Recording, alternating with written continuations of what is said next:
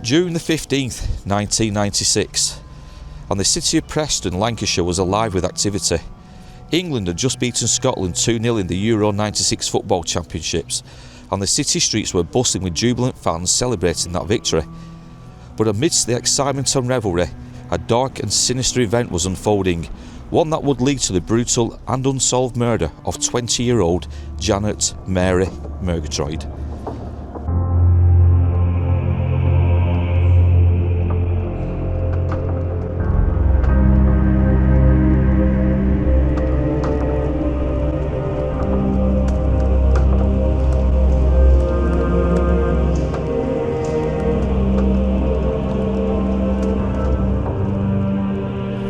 On the Saturday itself, Janet, along with her friend Fiona, they spent pretty much the best part of the afternoon going shopping, and then they would hit a lot of the pubs and the bars here in and around Preston.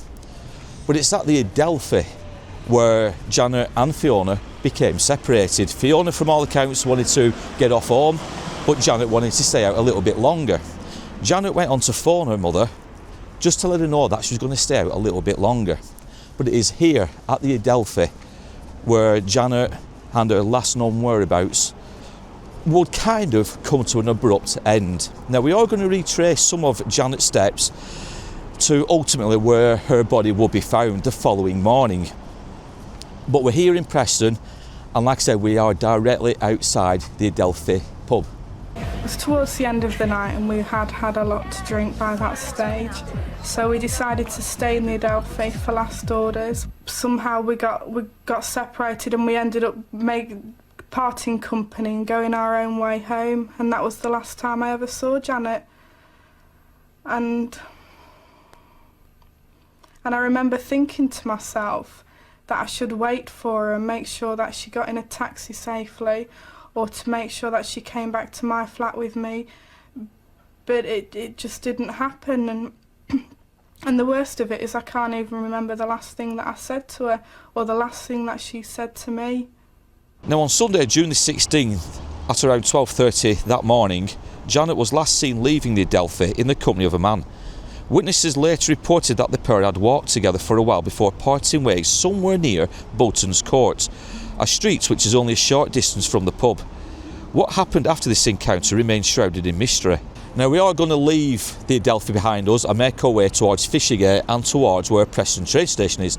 We know, as I've just mentioned, Janet was last seen leaving this pub with a stranger, but it's somewhat of a mystery what happened in the intervening moments between leaving here and going towards Bolton's Court. Now, we're not going to go to Bolton's Court simply because we don't know too much about what transpired there. So like I said, instead we're going to make our way to the train station and continue with this horrific and tragic story.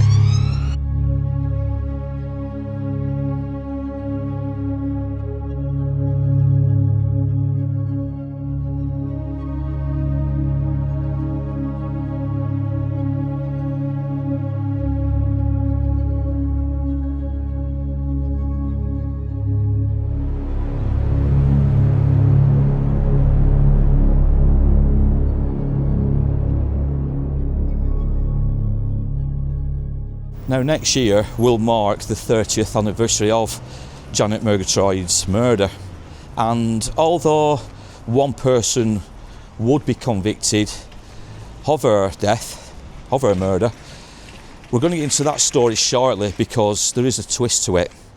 But as of now, 2025, it will be 30 years next year, and this case, despite that conviction, it still remains unsolved. The area where we're currently walking in is known as Fishergate, but it is here where we believe that Janet would have been walking down after leaving Bolton's Court. We know she was seen asleep on a bench close to our inside Preston train station where we're going to now, but we do believe that she may well have walked these same steps and come along this shopping precinct here in Fishergate.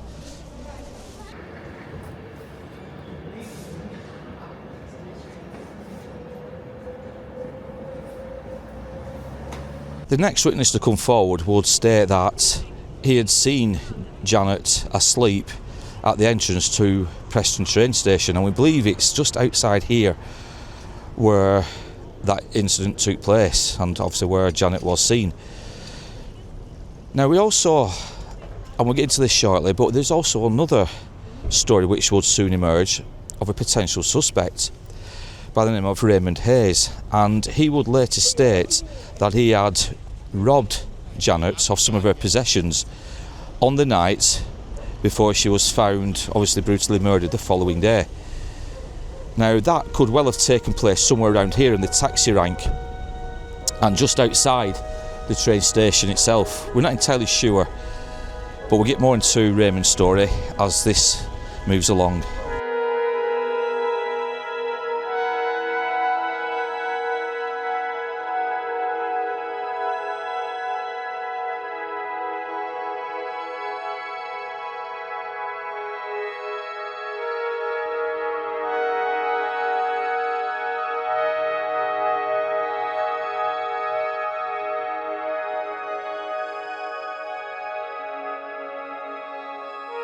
Janet would also be seen on CCTV footage making her way along Fishergate and before she got to the train station. Now, from the footage, it looks like she's intoxicated. She's stumbling, not all over the place, but you can see she's unsteady on her feet. But it is after, when she was seen here at the train station, she was next seen walking down towards Penwortham Bridge. But it's when she got to the bridge, a taxi driver would later come forward detailing how he thought he had seen a blonde-haired woman running along the bridge. Whether or not she was being chased by somebody, we don't know. But the witness, a taxi driver, clearly said that a blonde-haired woman was seen running along Penwortham Bridge.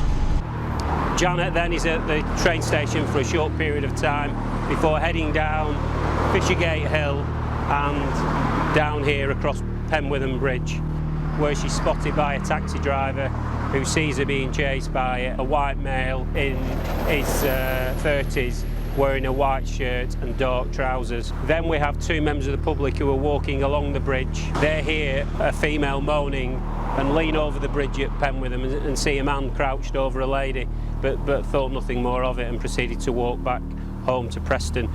Now we believe that person seen crouched over Janet at the time is the person responsible for her death. Now Penwortham Bridge, where the taxi driver would later say that he had seen this woman running along, is only about a 5-minute walk away from the train station itself. For Janet it may have been a bit longer because, like I said, it does look like she was intoxicated somewhat, and not surprising considering she'd been out drinking for parts of the afternoon and into the late evening. But these few moments, these 10 to 15 minutes, may well have been Janet Murgatroyd's final moments on earth, because it was just down here and just off the bridge itself where her untimely death would occur at the hands of obviously somebody yet still to be formally identified. Now where Vicky's pointing to, and this gap in the fence, we do have a reconstruction from Crime Watch, and you see the two brothers making their way down this stretch of Penwortham Bridge where they thought they heard the scream. And looking at the embankment, it does seem highly probable that it was here where that scream came from, because there is flat land just before you get to the water's edge. So this looks like the spot where Janet may well have been assaulted by the person responsible for her death. With the screams being slightly muffled, we presume and we think that maybe this section of Penwortham Bridge, this side of it I should say, would have probably been more overgrown, because the post-mortem would later reveal that Janet had suffered a lot of scratches to her body, like she'd been dragged through some undergrowth. Now looking at these bushes here, and I would think that these probably were here at the time, obviously they've been cut down since, but it does look a bit of a rough area. And as Vicky's just said, a lot of brambles, a lot of hedgerows. And as Vicky's pointing out now, it would be quite conceivable that somebody who was drunk and unsteady on the feet could have been easily dragged down this section here. So from this side of Penwortham Bridge, this looks like the spot where the two brothers thought they heard muffled screams. And as Vicky's quite rightly pointed out, there is a lot of brambles, and this probably would have been a lot thicker at the time, because this was, don't forget, in June.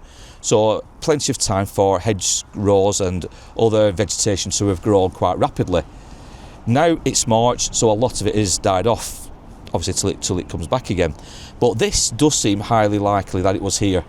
And as Vicky has pointed out, coming over the bridge, there is a bit of an incline here, and it's conceivable that a drunken lady or anybody who drunk could easily have been dragged down. But they could have also, if it could have walked around with her normally. Let's be honest, they could have walked around here.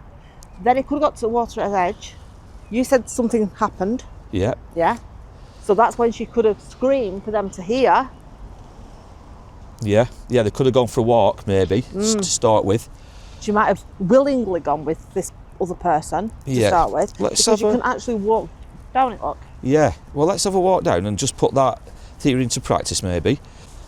So that corner is where they heard the scream. So they could have heard the scream there because somebody's then doing what they want to do to her, and she was objecting. Yeah, that's a good shout. It's a good shout. Or, like you said, because even just there she could get the bramble marks on the floor. Dragged all the way along here. Or coming down the hill. Yeah. You don't know which We'll way. never know for sure, will we, just what transpired. Now, we do know that the post-mortem results would later say that Janet had actually died from drowning. And as Vicky pointed out, walking over the bridge, you can see just how high the water is under the arches themselves. Do you want to walk further up and you'll see it more? Yeah, we can do, can't we? Because also further up near the river, it's quite easy to fall into. Or if did it rain that night? I don't know if it rained, I don't think it did. But as we walk along here, somebody's shoes. Right. It is conceivable, like you said, that Janet was dragged along here because, as I was just about to touch upon, the post-mortem results later on in the investigation would indicate that she had a lot of scratches to her arms, legs, like she'd been dragged through undergrowth and brambles, and it is sharp around here, isn't it, with all types of vegetation. Yeah, definitely. So, yeah, there is a chance that Janet herself was dragged along here. See, look how close to the edge if that water comes up. Or if she's in pain after what's happened, she will be in pain. As she just rolled. Well, so again, we'll go back to post-mortem, right? So the viewers know exactly what happened. Janet's body was found further downstream. Like the water had took her downstream. And if you look, the water is flowing to our left. Now, at the time of the attack, the two brothers heard what they thought was a muffled scream. We presume now, and we think it's from that direction. That's based on the Crown Watch reconstruction, yeah? We're happy with that. The police and the autopsy, the post-mortem, would reveal that Janet died from drowning, not strangulation or anything else to that effect. It would reveal that Janet had suffered from a severe and brutal beating to her head. Enough so that she probably wouldn't have survived regardless. But it was drowning that the final autopsy would reveal was the cause of death. So the police seem to think that the murderer, the perpetrator, had assaulted Janet in such a barbaric way. We're going to get into another side of it shortly. He may have left the body close to the water's edge, because as Vicky's just pointed out, it's very close to the edge. Yeah. So Janet's body may have been left kind of on the peripherals of the embankment and the water's edge. The water has risen and slowly carried her body downstream, in which she sadly drowned. What I was going to suggest, if I go up there, seriously, you say down there, and just when I say scream. If I shout your name? Yeah, just to see if I can. Bear in mind, it's busy, there's a lot of traffic. I know, but just out of curiosity to see what's... Now we're just going to try something on, as Vicky touched I'll try upon. to and there's no She's cars. now making her way to the top of the bridge, and I'm just going to call out Vicky's name and see if she hears me. Now we have to bear in mind that it is mid-morning. It's a Saturday morning, so the road is relatively busy, but we're just going to try something. Don't scream. So can you hear me now? I'm not shouting, but I'm... Ah! You could hear something. Hang on. Hang on. Again? Can you hear me now? Yeah. You can, but I'm shouting a bit here. Don't I'm not shout. muffled. Yeah, they said they heard a scream. Yeah, but I can't scream. I know, but yeah, you'd easily hear. There's no cars right moving now. And you can hear me, so it I can hear you it easily. would have been deadly quiet that morning. Yeah. You could hear somebody. So you would hear somebody down Yeah. here. Yeah. So yeah, so the two brothers walking along the bridge most certainly heard something then. I think we can safely say that. But whereabouts, it may have been this close to the bridge, or it may have been set further back. The post-mortem would also reveal that Janet had sex at some point, they think, during the evening of Saturday the 15th, the early hours of Sunday the 16th. Whether or not this was consensual is open to debate. From the autopsy results and from the way Janet's body was found, she was found completely naked. Some of her clothing was found along the embankment of where we are stood now, or nearby to where we are stood now. She was stripped naked. Her naked body was found further downstream, as I've just touched upon. The autopsy would reveal that she had sex at some point, but whether or not it was a sexual assault or it was consensual, again, it's open to debate. I personally think, and I think Vicky does, we believe that it was a sexual assault.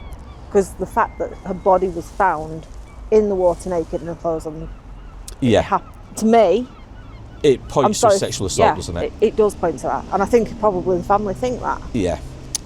Also, on an interesting point, from all accounts, a lot of her clothing was discovered, apart from one important item, and that were her stonewashed jeans.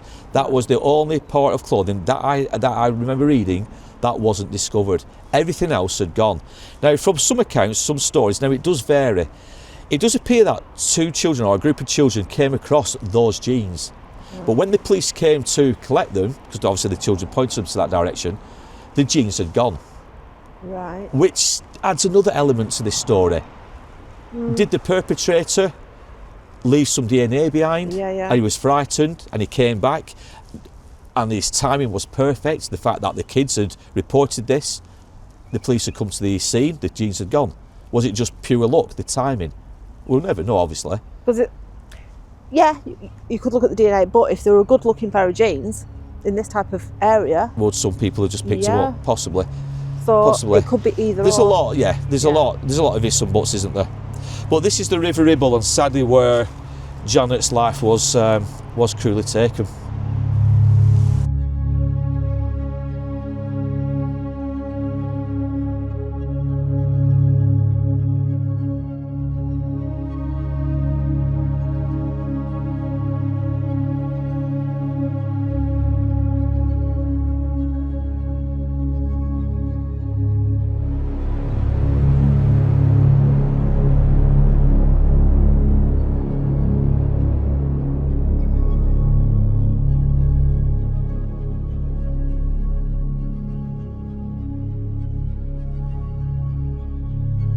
At lunchtime the following day, June the 16th, 1996, it was a dog walker who had spotted what he thought looked like a body with long blonde hair floating face down in the water.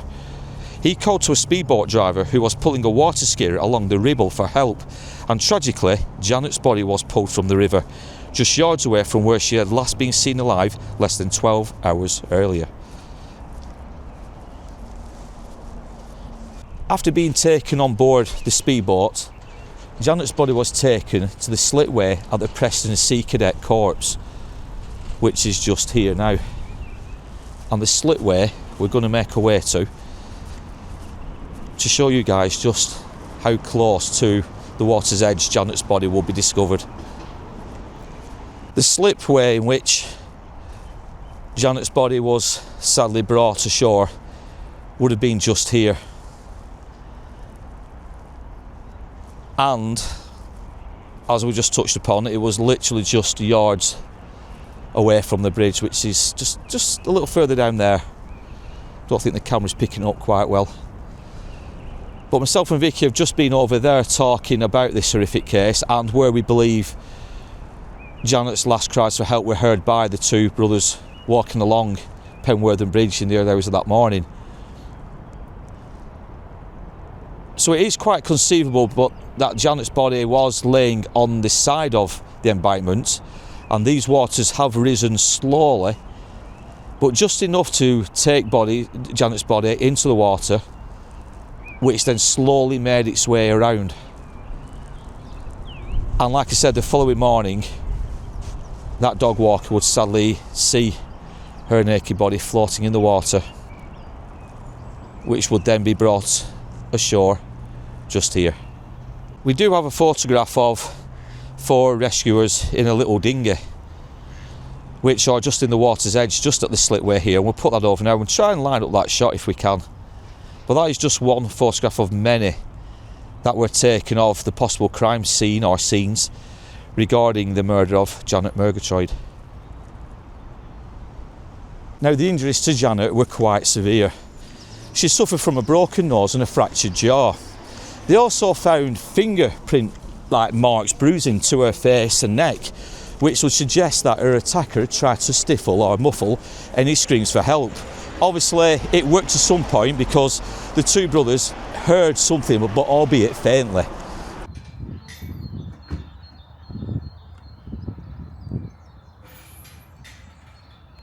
On September the 3rd, 1996, Janet was buried at Hill Road Cemetery in a private ceremony after a funeral service attended by hundreds of mourners at St Teresa's Roman Catholic Church. The service was so packed some people were forced to sit on the street outside to listen. It was 11 weeks after Janet was found dead and just 5 days before what would have been her 21st birthday.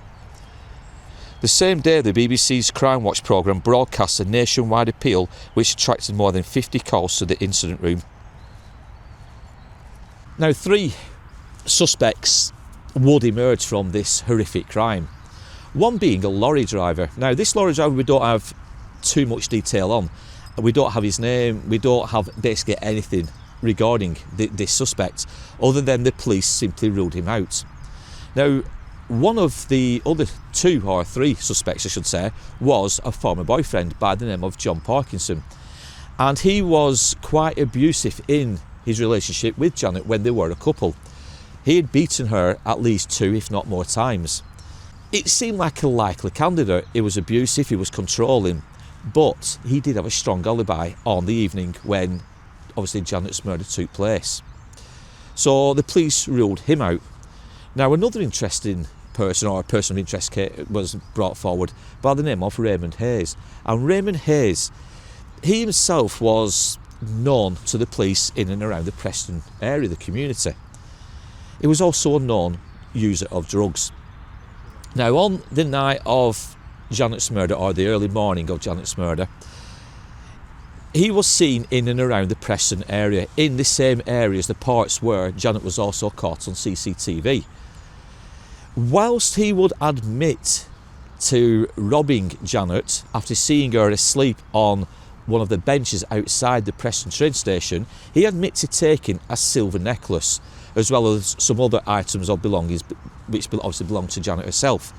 He would still deny any knowledge in her murder. Now, obviously, Raymond was a person of interest to the police, obviously because he admitted to stealing some possessions from Janet. But he would always deny murdering her.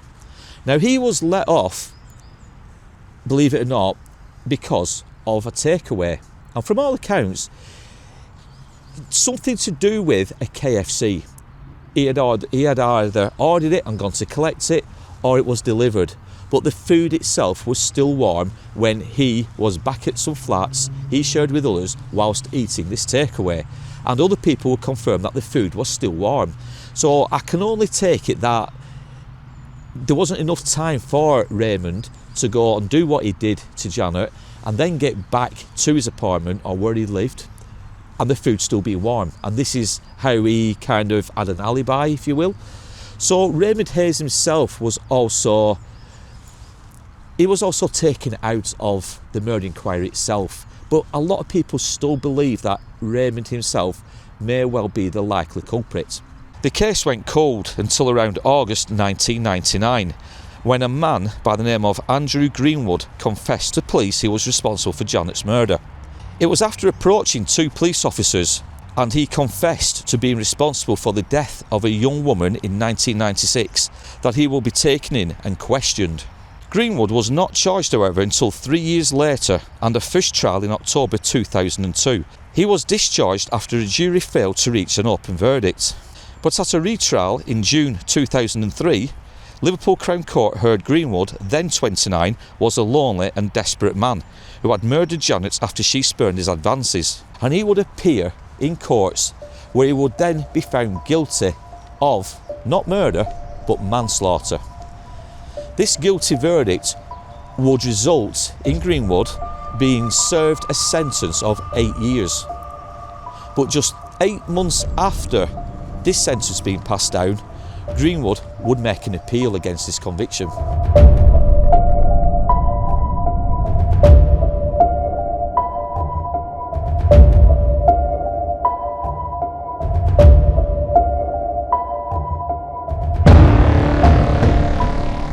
Serious doubts about the validity of Greenwood's confession began to emerge. Mental health professionals who examined him concluded that he was prone to delusional thinking and false confessions, a tragic consequence of his fragile mental state. It became increasingly clear that Greenwood had convinced himself that he had committed a crime he had no connection to. In 2004, Greenwood's conviction was quashed, and it appears that everything he had told police, as we've mentioned, was just all fictional. It was a story he concocted simply using information, as we've said, that was out there in the public domain. And Greenwood himself was allowed to walk free from prison. This then meant Janet Murgatroyd's murder was again an unsolved case. From all accounts, Janet, she was a bright, lively young girl, and she lost her life in the cruelest of ways imaginable. After enjoying a night out with one of her friends, her life was cruelly, abruptly taken from her by a person unknown.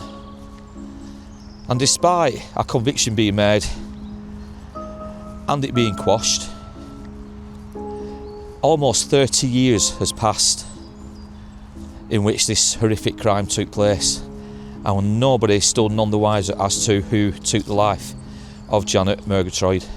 And it's such a sad, sad story. But this is the final resting place. This is where Janet now lays. And as you can see from her headstone, it simply says, "In loving memory of Janet Mary Murgatroyd, beloved daughter of Mary, died tragically on the 16th of the 6th, 1996, aged 20 years. Thy moving finger writes, and having writ, moves on, nor all that piety nor wit shall lure it back to cancel at half a line, nor all that tears wash out a word of it." The final resting place of poor young Janet.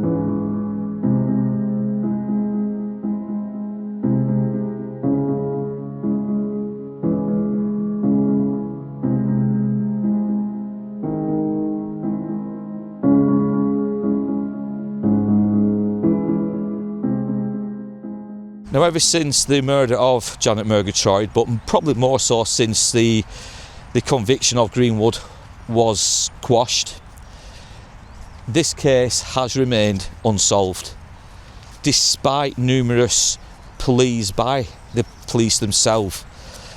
They have put out numerous posters, they've done numerous articles in local newspapers, there's been reconstructions, and yet still nobody has come forward with any more new information which could point the finger at the person responsible for the murder of Janet Murgatroyd. Somebody out there knows something, and even Mary, Janet's mother, has said numerous times, she stated that somebody out there knows who did this. Now, the culprit themselves may well no longer be alive. They may have moved on, they may be dead, anything could have happened to the person responsible. But many still believe that there are people in and around the community in Preston that know more to this story, but they're just not coming forwards. Now, what I would say to anybody watching this video who may know something or who may have the slightest little bit of information, do it anonymously by going to the police. Make a phone call. If you have to do it anonymously, just do it. Give the Murgatroyd family some closure once and for all. Mention names, mention clues, dates, times, whatever. Any suspicions. But come on, do the right thing. Be a human being about this. Give the Murgatroyd family some closure, because as Mary has said many, many times, somebody out there knows more to this horrific and brutal crime. I can only hope that Janet didn't suffer. I can only feel hatred towards the person that's killed her. Absolute, total hatred. And also disgust at whomever is shielding him. And I hope that they don't sleep at nights, really. Because I find it difficult to sleep at nights. I wake up sometimes at 2 and 3 in the morning thinking, well, I'll just check that Janet's home. And then I burst into tears because I know she's never going to come home. And that's foul. And someone knows. Someone is shielding Janet's killer. I'm absolutely certain of that. So I just hope that this helps, really. Now, whilst Janet's murder itself is horrific and it's sad, and again it's another needless crime, it doesn't quite end there. Because on the 28th of July, and just a couple of weeks after Janet's body was pulled from the River Ribble, one of the people present at the time of the discovery, and he was in a group of friends that was on the River Ribble, and they were jet skiing.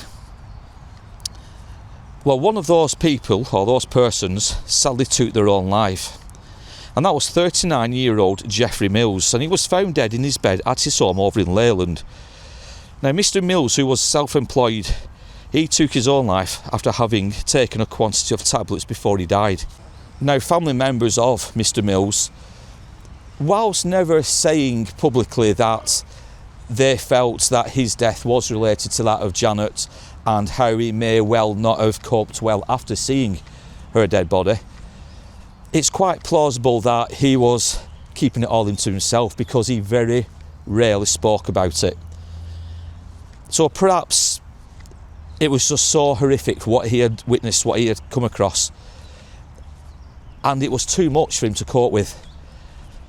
And this is why he sadly took his own life. We'll never know, but it is just another tragic twist of fate, if you will, in that obviously we've got the needless murder of poor Janet, but we've also got the suicide of just one person who was one of the first on the scenes of the discovery of her body. Again, it's another shocking twist to this horrific story.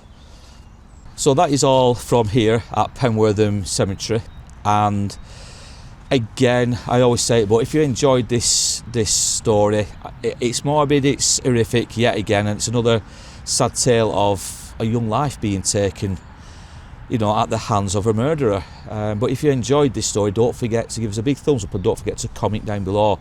Have you heard this tale of young 20-year-old Janet Murgatroyd. Be interesting to know your thoughts. Now, as for her ex-boyfriend, Parkinson, apparently he had a strong alibi, which the police quickly ruled him out. Now, he did, and I will touch upon it further, he admitted to, he had been violent towards Janet on previous occasions, but again, does that prove he's a murderer?